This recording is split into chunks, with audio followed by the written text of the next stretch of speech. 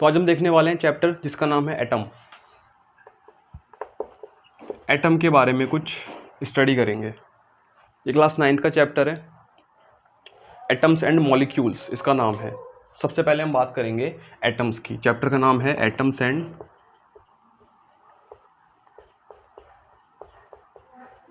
Molecules. हम देखने वाले हैं एटम। एटम कहाँ से आया, क्या हम एटम को देख सकते हैं, एटम होता क्या है, किसने डिस्कवर किया, और इसके बाद क्या क्या चीज़ें निकल के आई एटम के बारे में। एटम को सबसे पहले इंडियन फिलोसोफर थे हमारे, इंडियन फिलोसोफर बहुत सारे थे जिन्हें महर्षि बुलाते थे, महर्षि। सबसे पहले इन्होंने बताया कि एटम जो है सबसे छोटा पार्टिकल है, स्मॉलेस्ट पार्टिकल। इन्होंने ये बोला, मतलब जिसको हम डिवाइड नहीं कर सकते, और इसका इन्होंने नाम दिया कि इसको हम बोलते हैं परमाणु।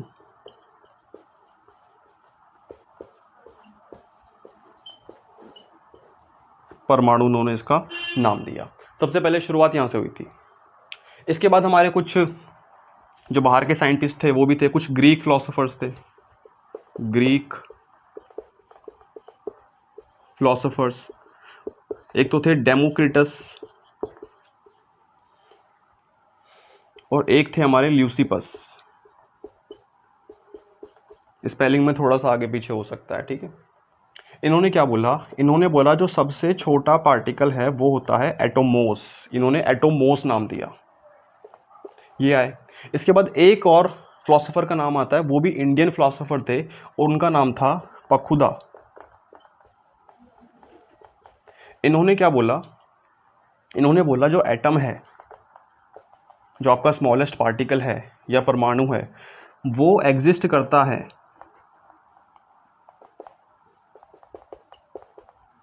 इन कंबाइन स्टेट।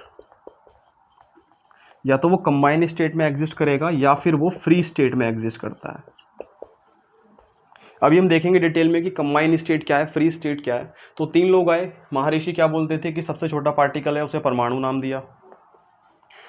ग्रीक फिलोसोफर्स थे डेमोक्रिटस एंड ल्यूसिपस, इन्होंने क्या बोला, सबसे छोटा जो पार्टिकल है वो एटोमॉस है। उसके बाद है पखुदा, जिन्होंने कहा कि सबसे छोटा पार्टिकल है वो कंबाइन स्टेट में एग्जिस्ट करेगा या फ्री स्टेट में एग्जिस्ट करेगा। इसके बाद फाइनली डेल्टन साहब आए और डेल्टन साहब ने नाम दिया कि सबसे छोटा जो पार्टिकल है वो हमारा एटम है। डेल्टन साहब ने ये नाम दिया था, स्मॉलेस्ट पार्टिकल, जिसको हम डिवाइड नहीं कर सकते, कैन नॉट सब डिवाइडेड, इसको हम डिवाइड नहीं कर सकते। डेल्टन साहब ने ये नाम दिया था। और हम पढ़ते भी डेल्टन एटॉमिक थ्योरी है, जो सबसे इंपॉर्टेंट है वो होती है डेल्टन एटॉमिक थ्योरी। हम इसी थ्योरी की स्टडी भी करते हैं। इसको जरा छाप लो। तो नोट कर लिया। अब अगर हम थोड़ी सी डेल्टन की बातें करें तो उन्होंने क्या क्या चीज़ें बोली। जो डेल्टन साहब थे इन्होंने कुछ इंपॉर्टेंट पॉइंट रखे। इन्होंने बोला atom is the smallest particle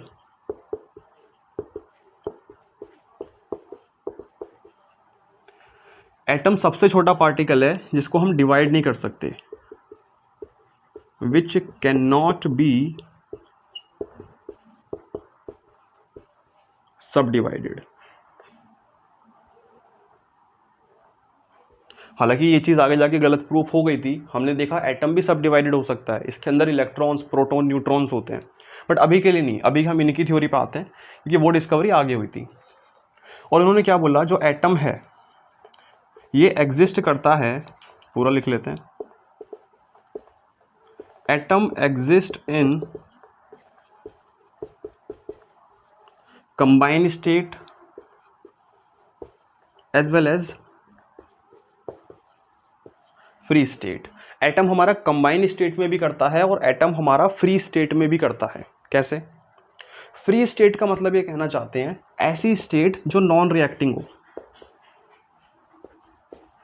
जो रिएक्ट ना करे। जैसे कि हमारी नोबल गैसेज होती हैं, helium, neon, argon, krypton, xenon, radon, ये सारी कैसी होती है? नॉन रिएक्टिंग होती हैं। ये फ्री स्टेट में सिंगल एग्जिस्ट करती हैं, कभी कंबाइंड फॉर्म में नहीं करेंगी। कंबाइंड फॉर्म में कैसे? जैसे हो गया वाटर, कंबाइंड फॉर्म में एग्जिस्ट करता है, जैसे CO2, कंबाइंड फॉर्म में ऑक्सीजन, नाइट्रोजन, हाइड्रोजन, ये सब चीज़ें क्या होती है? कंबाइंड फॉर्म में। कभी ऐसा नहीं है कि वाटर हमें बनाना पड़ रहा है कि हाइड्रोजन अलग है, ऑक्सीजन अलग है। कंबाइंड फॉर्म में चीज़ें एग्जिस्ट करती हैं। ऑक्सीजन है, O2 की फॉर्म में ही मिलेगा, O की फॉर्म में नहीं मिलेगा। CO2 है, CO2 ही मिलती है, C+O2 ऐसे नहीं होता। ठीक है, अलग अलग फॉर्म में भी करते हैं, पर CO2 तो कंबाइंड फॉर्म में एग्जिस्ट करेगी। नाइट्रोजन कंबाइंड फॉर्म में एग्जिस्ट करता है। तो ये सारी बातें डेल्टन साहब ने बोली। अब इनके अलावा भी ना डेल्टन एटॉमिक थ्योरी में बहुत सारे पॉइंट हैं, वो हम आगे देखेंगे। फिलहाल के लिए जो डेल्टन के इंपॉर्टेंट पॉइंट्स थे वो ये थे। अभी के लिए उन्होंने इतनी चीज़ें बोल दी थी कि स्मॉलेस्ट पार्टिकल है जिसको हम सब डिवाइड नहीं कर सकते, और ये इतना छोटा पार्टिकल होता है कि जो उसका साइज होता है ना एटम का, वो लगभग 10⁻⁻9 मीटर होता है। सॉरी, 10⁻⁻10 मीटर होता है, और 1 nanometre is equals to 10⁻⁻9 metre. ये इन्होंने क्या बोला? इसका साइज बताया कि जो एटम है, जो उसका रेडियस है ना, यहाँ पर जो बात हो रही है ना, वो रेडियस की हो रही है। जो उसका रेडियस का साइज है वो इतना है, और सबसे छोटा जो होता है दैट इज हाइड्रोजन। हाइड्रोजन का होता है 0.0037 नैनोमीटर, इतना होता है हाइड्रोजन के रेडियस का साइज। इसको नोट कर लें। हो गया नोट? चलो, अब एटम की डिस्कवरी तो हो गई थी। इसके बाद बात करते हैं इसकी रिप्रेजेंटेशन, कि हम एटम को रिप्रेजेंट कैसे करते हैं। तो एटम को हम इस तरह रिप्रेजेंट करते हैं। ये होता है इसका सिंबल, यहाँ पर होता है Z और ये A। इस Z का मतलब होता है एटॉमिक नंबर,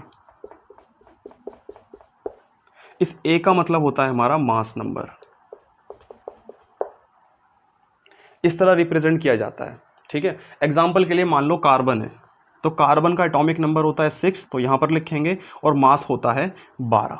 तो इस तरह इसको रिप्रेजेंट करते हैं। ये हो गया symbol, this is symbol, this is atomic number, and this is mass number. ऐसे रिप्रेजेंट करते हैं। और कभी कभी फॉर्मूला पूछ लेता है एटॉमिक मास को निकालने का। देख लो, एटॉमिक मास हम कैसे निकालते हैं? Mass of one atom of element divided by 1/12 mass of one atom of carbon.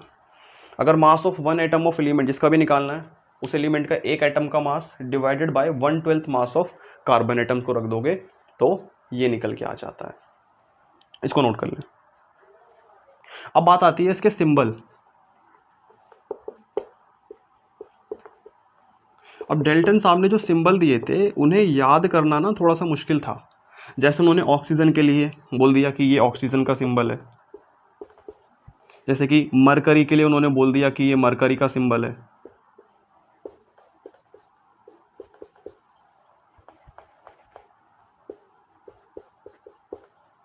है ना। जैसे कि इसके लिए बोल दिया कि ये हमारा हाइड्रोजन का सिंबल है।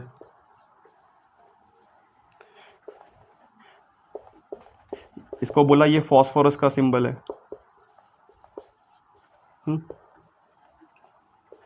ये बोला ये सल्फर का है। मतलब ऐसे बहुत सारे सिंबल दिए, लेकिन इन सबको याद करना थोड़ा मुश्किल था। Difficult to remember, difficult to remember. भाई कहाँ तक ये याद करेंगे? गोले से बना दिए, कहाँ तक याद करेंगे? कोई लॉजिक ही नहीं था इनमें, ऐसे अपनी पसंद से कुछ भी। तो इसका सॉल्यूशन निकाला था अगले साइंटिस्ट ने, जिनका नाम था J.J. बर्जीलियस। पहले इसको नोट कर लें।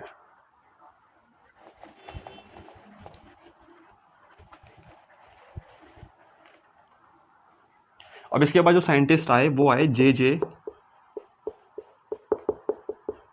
बर्जीलियस। इन्होंने एग्जैक्ट सिंबल दिए।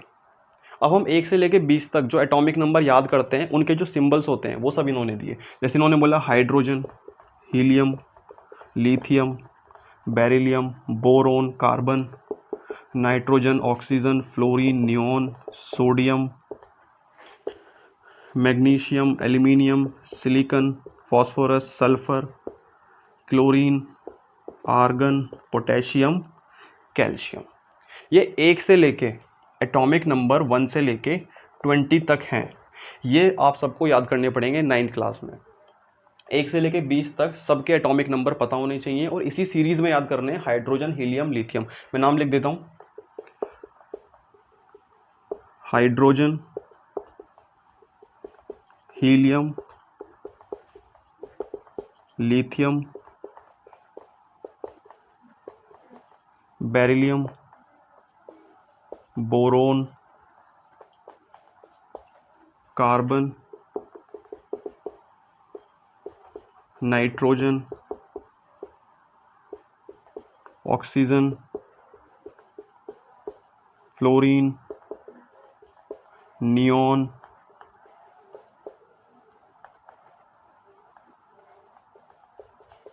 Sodium,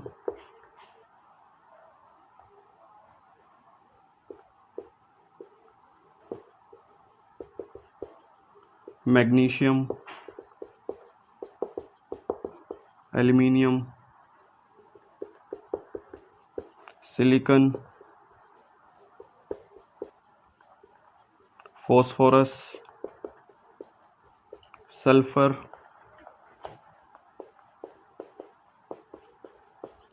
chlorine, argon, potassium and calcium. तो 1 से लेके 20 तक हैं। अब पोटेशियम का सिंबल के है, फॉस्फोरस का पी है। जितने भी ये सिंबल्स वाला काम था ये जे बर्जीलियस ने किया था। अब अलग अलग जगह से उन्होंने नाम उठाए थे। जैसे पोटेशियम का के क्यों आया, ये नाम आया था कैलियम से, एक ग्रीक वर्ड था कैलियम, वहाँ से उठाया था इन्होंने, है ना। जैसे कि नियॉन का जो सिंबल है वो एनी क्यों पड़ा, ये नाइट्रियम से आया था, नाइट्रियम से आया था ये सिंबल निकल के हमारा। और बहुत सारे सिंबल थे जैसे कि आपका आयरन होता है, आयरन का एफ आया था फेरम से, है ना। जैसे कि एस बी कहाँ आया था, स्टीबियम से आया था। ऐसे पढ़ोगे आगे जाके तो मिलते रहेंगे बहुत सारे सिंबल्स हमारे जो है इस तरह निकल के आए थे। जैसे डब्लू का सिंबल होता है एक हमारे टेबल में, वो वेल्फ्रम से आया था। तो ऐसे बहुत सारे सिंबल्स थे जो अलग अलग जगह से इन्होंने उठाए थे और फाइनली हमें यहाँ पर सिंबल मिल गए थे जिनको हम याद भी कर सकते थे। अब इनको नोट कर लें। चलो हो गया।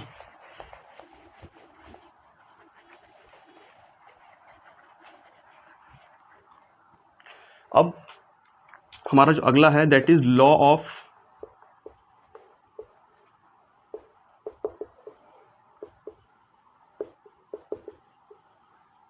Chemical combination. Law of chemical combination. अब हमारे पास एटम्स तो आ गए थे।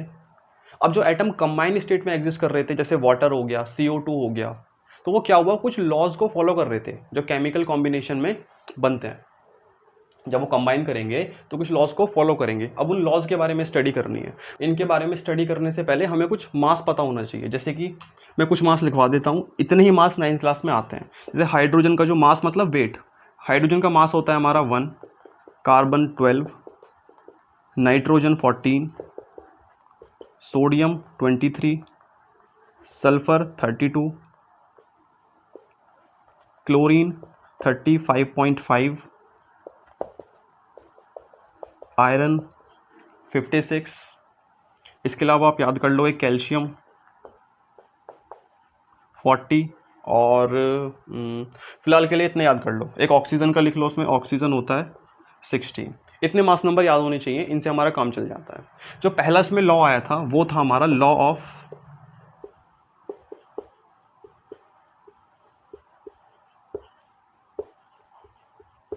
Of conservation of mass. इस लॉ ने क्या बताया, मास नाइदर क्रिएटेड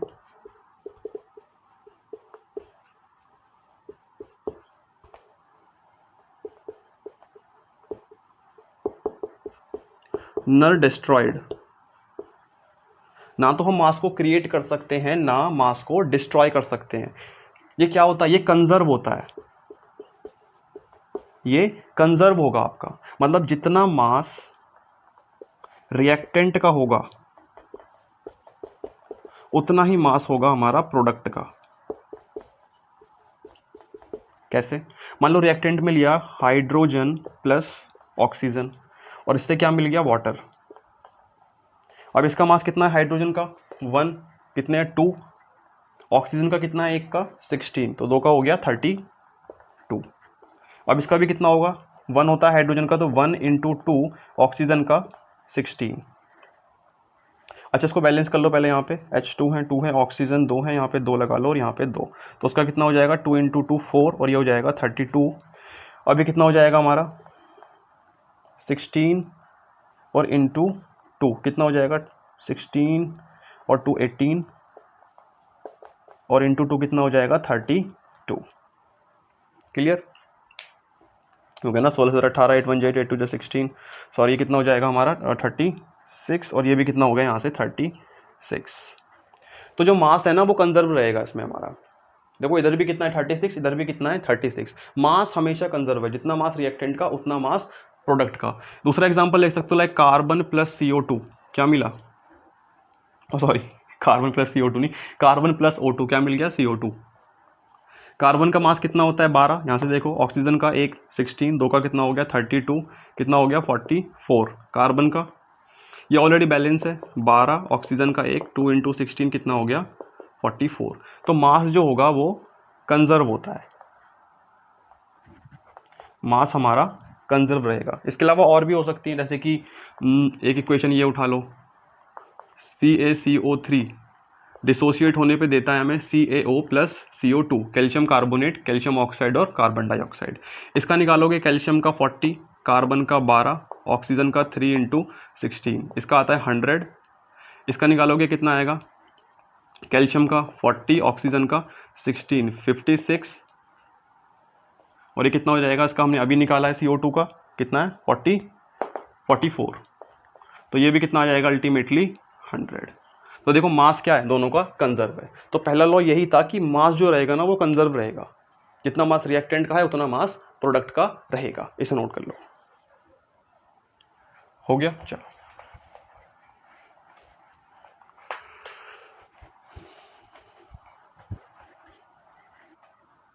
दूसरा जो हमारा लॉ है that is law of definite proportion, या इसको हम फिक्स्ड भी बोल देते हैं, फिक्स्ड प्रोपोर्शन। अब इस लॉ ने क्या कहा, पहले डेफिनेशन लिख लो इसकी, compounds that are made up of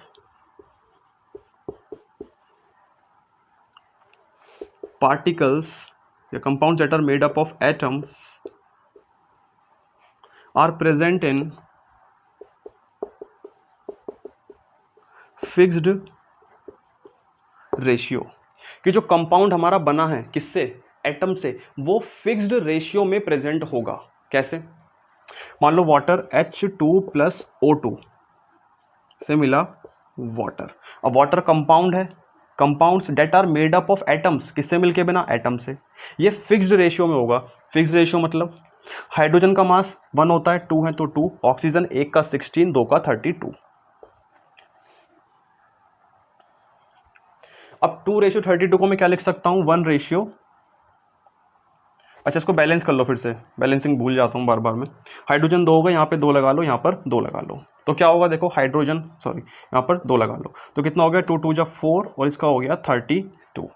ठीक, इसको डिवाइड कर दो, कितना आ जाएगा 1 और 8। ये इस रेशियो की बात कर रहे हैं कि वाटर की फॉर्मेशन या 1 मोल वाटर का, वाटर के 2 मॉलिक्यूल कब फॉर्म होंगे, जब इतना रेशियो प्रेजेंट होगा बैलेंस से। समझ में आया? मतलब वाटर को बनने के लिए क्या होना चाहिए, 1:8 होना चाहिए। अगर 1 हाइड्रोजन और 1 ग्राम हाइड्रोजन और 8 ग्राम ऑक्सीजन जब रिएक्ट करेंगे तब जाके वाटर की फॉर्मेशन होगी। इस चीज को याद रखना, इसलिए बोलते हैं फिक्स रेशियो। और यहां पर रेशियो फिक्स्ड है, यहां पर ये होता है आपका सिंपलेस्ट रेशियो। यहाँ पर रेशियो फिक्स्ड है, नंबर फिक्स नहीं है। इस 1:8 को ये भी लिखा जा सकता है 2:16, अब भी वाटर की फॉर्मेशन हो जाएगी, क्योंकि डिवाइड करने पे क्या आएगा 1:8। आपका 1:8 निकल जाना चाहिए, ऐसा नहीं कि 1:8 वहां से बन ही नहीं पा रहा। तो रेशियो क्या होना चाहिए, यहाँ पर फिक्स होना चाहिए। ठीक है, समझ में आया। नंबर बदल सकते हो, कोई प्रॉब्लम नहीं है। इसकी मल्टीप्लाई अगेन 2 से कर दो, 2 2 जा 4, 16 2 जा 32, अब भी वाटर की फॉर्मेशन हो जाएगी, कोई प्रॉब्लम नहीं है। जब तक रेशियो मेंटेन रहेगा तब तक वाटर की फॉर्मेशन होगी। इसलिए इन्होंने बोला कि जो कंपाउंड फॉर्म होता है ना एटम से मिलके, वो क्या होता है, एक फिक्स्ड रेशियो में होता है। और एग्जांपल देखते हैं इसके।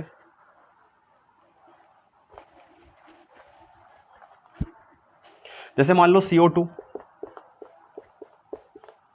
कार्बन का मास 12 और इसका 32। अब इसको डिवाइड कर दो 3:8, ठीक है। 4 से डिवाइड कर दो, 4 3 जा 12 और ये चला जाएगा 8, 3:8। तो जब तक कार्बन और ऑक्सीजन का रेशियो 3:8 नहीं होगा, इसकी फॉर्मेशन नहीं होगी। और ये रेशियो कहाँ से निकाल रहे हैं, ये रेशियो निकाल रहे हैं हम इनके मासेस से। कार्बन का 12, ऑक्सीजन का 1 का 16, 2 का 32, मासेस से निकाल रहे हैं। तो जब तक ये रेशियो फिक्स नहीं होगा तब तक फॉर्मेशन नहीं होगी। ऐसे बहुत सारी इक्वेशंस हैं, जैसे मान लो Fe + S से क्या मिल गया, FeS, एटम ने मिलकर कंपाउंड बना दिया। आयरन का मास 56, सल्फर का मास 32, इसको डिवाइड करोगे कितना आ जाएगा 7:4। तो जब तक ये रेशियो नहीं मिलेगा आयरन सल्फाइड की फॉर्मेशन नहीं होने वाली। इस तरीके से जैसे कि NaCl क्या मिल गया, NaCl, इसका मास 23, क्लोरीन का मास 35.5। तो जब तक ये इस रेशियो में कंबाइन नहीं करेंगे इसकी फॉर्मेशन नहीं होने वाली। तो ये था हमारा लॉ ऑफ डेफिनेट प्रोपोर्शन, इसको नोट कर ले। हो गया।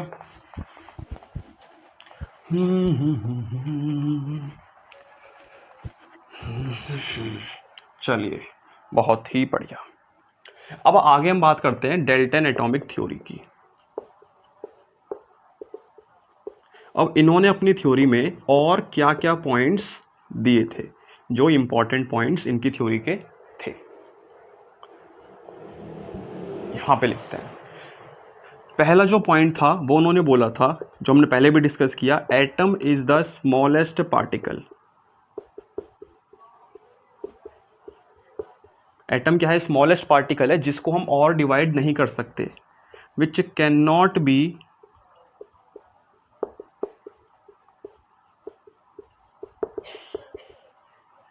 सब डिवाइडेड। दूसरा पॉइंट इन्होंने क्या बोला, जो एलिमेंट हैं atoms of same element have same properties.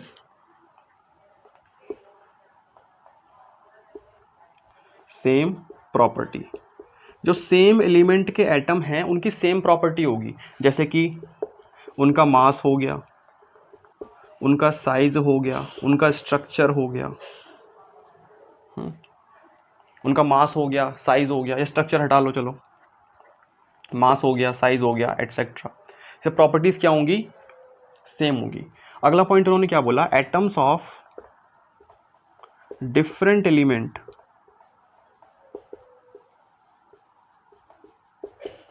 Have, atoms of, atoms कर लो, बहुत सारे अलग अलग एलिमेंट्स हैं। So atoms of different elements have different property.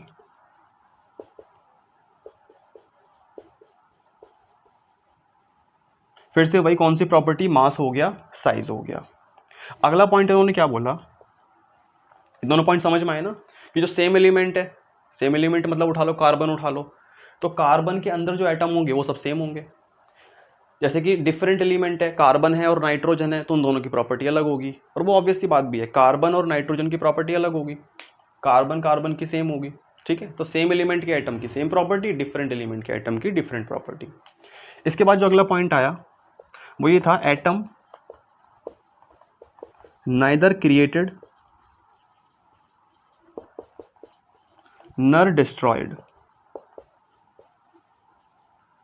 Atom को ना तो हम क्रिएट कर सकते हैं ना डिस्ट्रॉय कर सकते हैं। ये हमारा पहला ही जो लॉ ऑफ कॉम्बिनेशन था, कंजर्वेशन ऑफ मास, ये उसी का पॉइंट है। जैसे mass neither created not destroyed, तो ये भी क्या है, atom neither created not destroyed, ये आपको किसमें फर्स्ट लॉ में। और लास्ट पॉइंट क्या था, एटम्स कंबाइन टुगेदर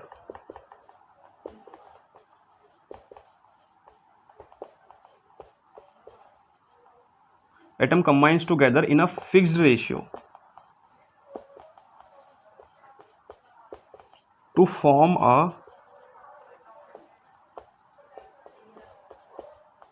कंपाउंड। जो एटम्स होते हैं वो आपस में कंबाइन होकर क्या बनाते हैं, कंपाउंड। अब ये देखा हमने जैसे कि H2+O2 वाटर बनाया था, लेकिन किसमें, फिक्स्ड रेशियो में। रेशियो फिक्स होना चाहिए, रेशियो क्या होना चाहिए, फिक्स होना चाहिए। ठीक है, इसको नोट कर लें। तो इतनी बात बोली थी डेल्टन एटॉमिक थ्योरी में। ये थ्योरी लगभग 1808 में आई थी, लेकिन इस थ्योरी के ड्रॉबैक्स भी आ गए थे। अब ड्रॉबैक क्या आए थे इस थ्योरी के, पहली जो उन्होंने लाइन बोली कि एटम हमारा स्मॉलेस्ट पार्टिकल है, वो लाइन गलत हो गई। ड्रॉबैक में क्या था, एटम कैन बी सब divided, atom can be divided. और हम आगे जाके पढ़ते हैं कि एटम को डिवाइड करने पे तीन चीज़ें मिलती हैं, इलेक्ट्रॉन्स, प्रोटॉन्स एंड न्यूट्रॉन्स। तीन चीज़ें यहाँ पे निकल के आई। तो पहला पॉइंट में गलत हो गया, क्योंकि एटम छोटा तो ना बचा नहीं, एटम के अंदर भी चीज़ें एग्जिस्ट कर रही हैं, तो उसका मतलब ये सबसे छोटे पार्टिकल्स हो गए। Atom of same element have same property, लेकिन ये प्रॉपर्टी भी गलत हो गई, क्योंकि हमारे पास आ गए आइसोटोप्स।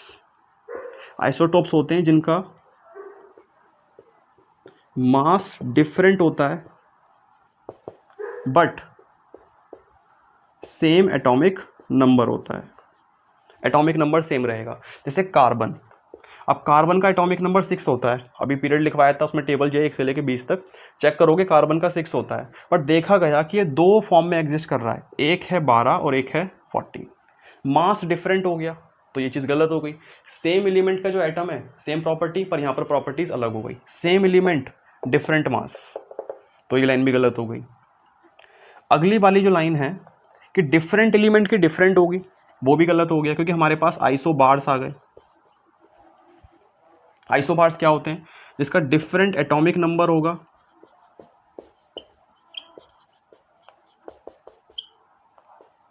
और सेम मास नंबर होता है। जैसे आर्गन, पोटेशियम ले लो, पोटेशियम और कैल्शियम। अब इसका एटॉमिक नंबर 19 है, इसका 20 है।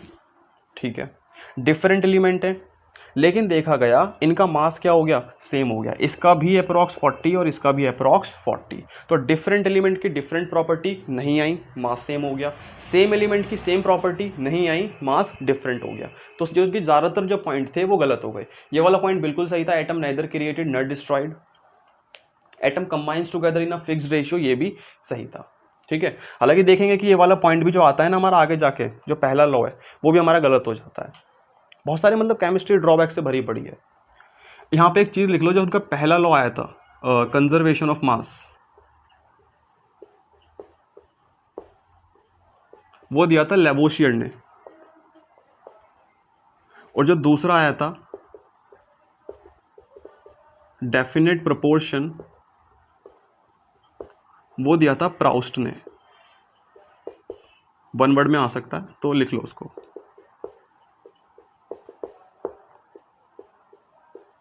प्राउस्ट ने। इसको नोट कर लें। तो आज के लिए इस चैप्टर में इतने रखते हैं, एटम्स एंड मॉलिक्यूल के बारे में। अगला जो उसका लेक्चर आएगा वो लास्ट लेक्चर होगा, इसके बाद ये चैप्टर हमारा पूरा कंप्लीट हो जाएगा। फिर उसके बाद कुछ क्वेश्चंस देखेंगे। तब तक के लिए हमारे चैनल पर बने रहिए।